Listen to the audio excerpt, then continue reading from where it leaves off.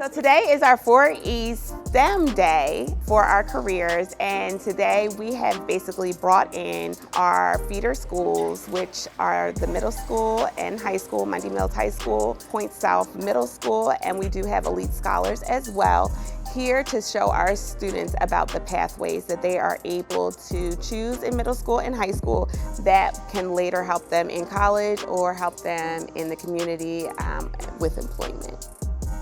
So today they have chosen colors to represent those 4 E's, and we have gone into the classroom and discussed lessons to let them generate which one that they're most interested in. So today, as you walk around our school, you'll see them in different colors that they've selected to represent which E that they would like to follow.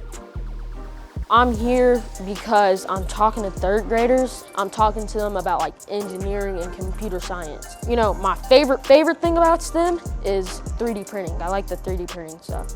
I print fishes, like fish skeletons that are articulated, and I've printed dragons, I've printed rings, I've printed a lot of things like that.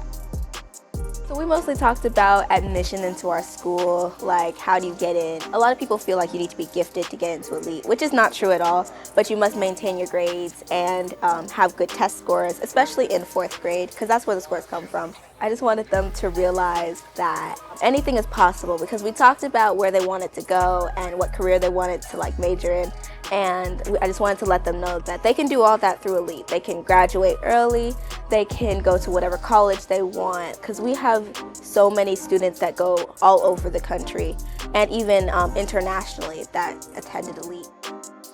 For me, I talked about entrepreneurship. Me and my group DECA, we went to the 4th and 5th graders. I really hope that they have a good takeaway of what they want to do later on, because I know at an early age it really matters, because I know when I was here it really impacted me whenever they brought in someone and took us to a place where we could hear them out. So I hope they take away what I've told them about, like, if you want to do this and that, you really want to get into it right now. Like, I know for me, the reason I'm here right now, I'm president of this club and I do like a million other things, is because I noticed early on that if you study really hard and you do stuff really early, it's how you get to points like this. I did a presentation about the STEM pathway.